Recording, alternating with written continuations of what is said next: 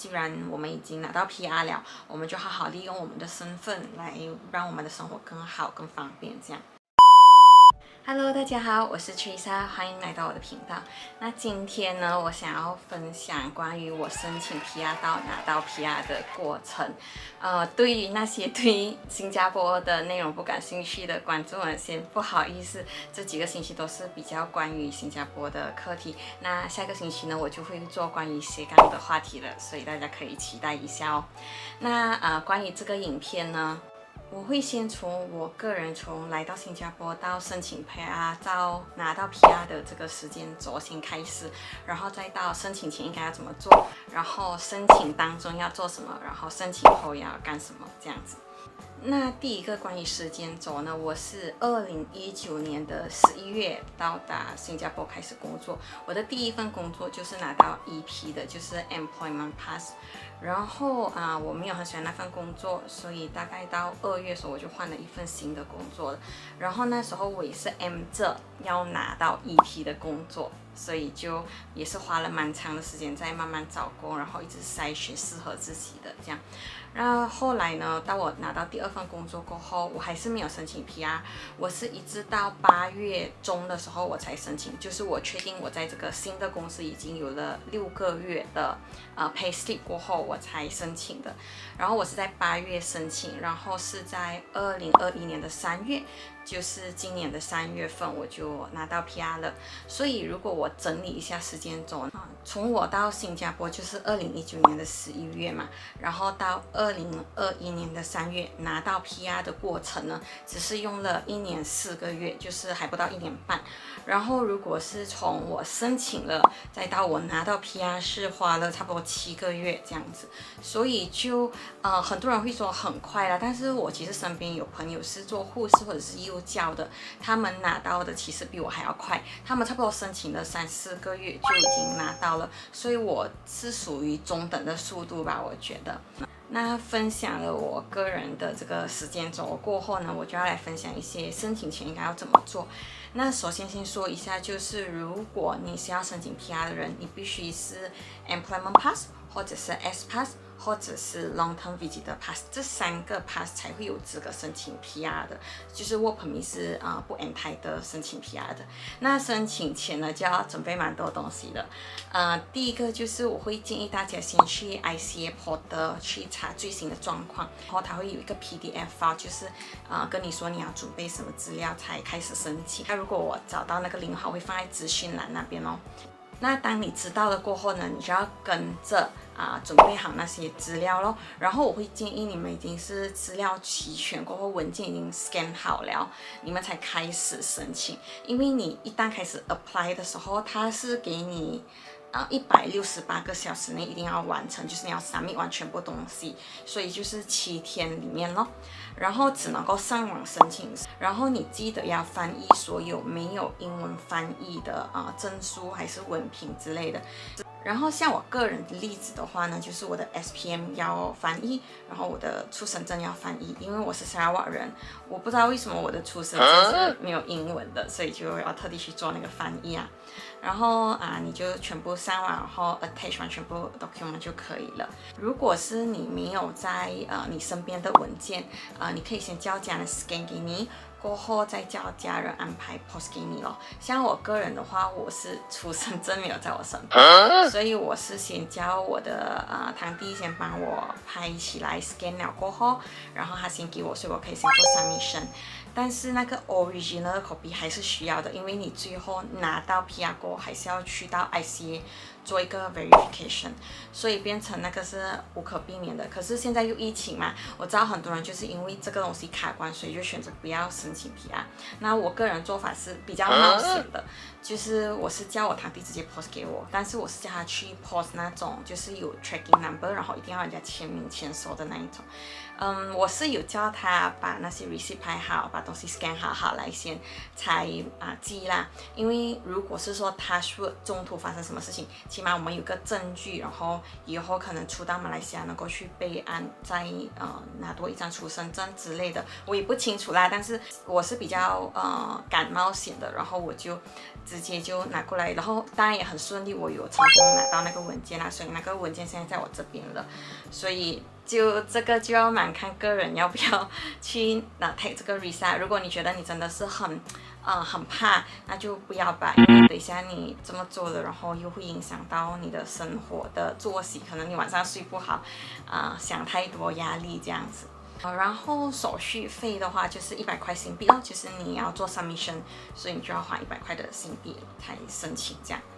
然后这个100块是non-refundable， 就是如果是说你的 PR 是申请不成功，这100块是不能够退回给你的。那当你已经申请好了过后呢，就只能等，真的不能够做什么东西，你只能够等。当然你可以一直上去 ICA Portal 去查你的 status 啦，因为你申请完过后，你就会有一个 reference number 去 check 你现在的 status。可是我个人，我每次是看它 pending， 然后我就觉得好像是不是没有希望了？但是其实不是，是一直到后来我拿到信过后，我再上去 ICA Portal 看，它还是出现 pending 这个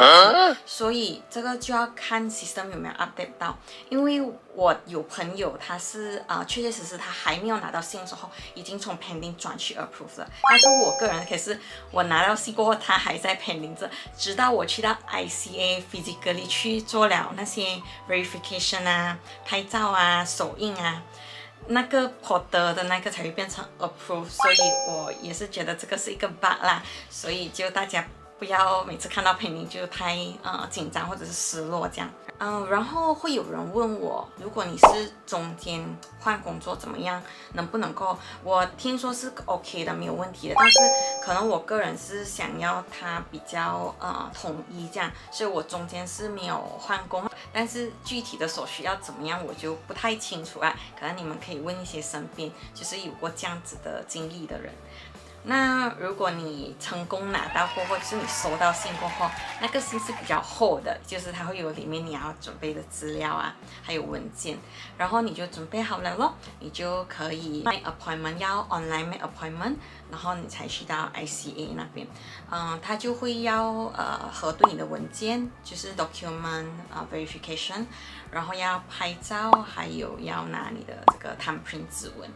然后手续费的话是120块，是可以用信用卡支付啊，就是你们不需要带现金的。然后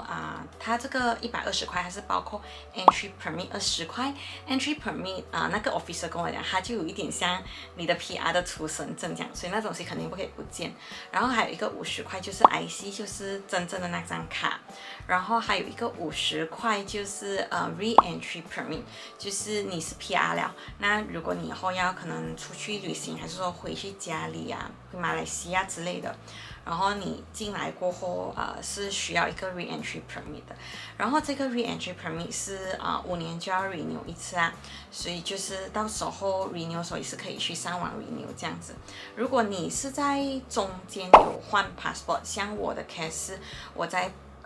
re-entry permit 拿到过后不久，我就需要换 passport 了，也是可以的，就是全部东西上网都是可以解决得到的这样。然后接下来呢，你们就要 update 你们的 HR 了，那个 entry permit 你们可以 scan 一份给他们这样。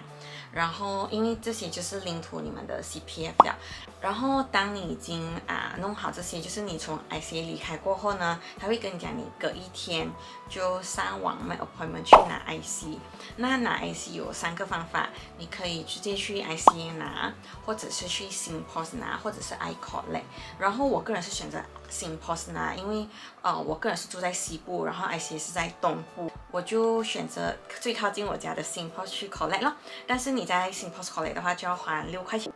至于 IC 可不可以叫人拿？可以，但是那个人一定要是 PR 或者是新加坡人。但是我个人是觉得这么重要的东西还是自己去拿比较好啦，就不要叫人去。然后接下来就到一个蛮重要的东西，就是我相信在新加坡的人都会用到一个东西叫 SingPass。我那时候一直以为说我 PR 过后我的新 pass 会自动 convert， 其实不是的，我等了差不多1个星期吧，就会有一个新 pass 再寄信给你，然后他那边会给你新的密码，所以你要再 re-login 过，然后就会是新的新 pass 的account 了。所以这个新 pass 我是强烈建议大家一定要弄好啦，因为你有了新 pass， 你后面你要申请什么东西都比较好做事一点。过后就蛮简单的咯，就是你去银行 update 你的资料啊，就说你已经是从以前S pass 或 E pass 或者是 long term visitor pass 的 status 变成 PR 了，他们就要 update 你的 personal 的 details。这样过后你们可以考虑要不要申请信用卡啦，因为我个人是有申请的，可能以后我再做一集关于我如何选择一张适合自己的信用卡。既然我们已经拿到 PR 了，我们就好好利用我们的身份来让我们的生活更好更方便这样。然后接下来就是提醒屋主update HDB portal， 就是从我们的那个以前的 FIN number 改成现在的 IC number 之类的，所以这个就要做好啦。还有所有的关于你个人资料的东西，像如果你有买保险还是什么的，都记得通知你的 agent， 叫他们去 update 你的个人资料这样子。所以这个就大概是整个我从申请前到申请中再到申请后的整个过程啦。所以可能听起来会有一点多，有点复杂，但是其实如果你慢慢跟着一步一步这样去做，其实真的还好的。至于要怎么找那个翻译的agent你们可以在 Instagram 或者是 Facebook PM 我会给你们一个 contact 这样啦。我这个不是业配啦，这个就是因为很多朋友问我是找谁翻译的，所以我就在这边就是给一个 contact 这样。如果你们要的话，你们就跟我讲，我就给你们，你们再看要不要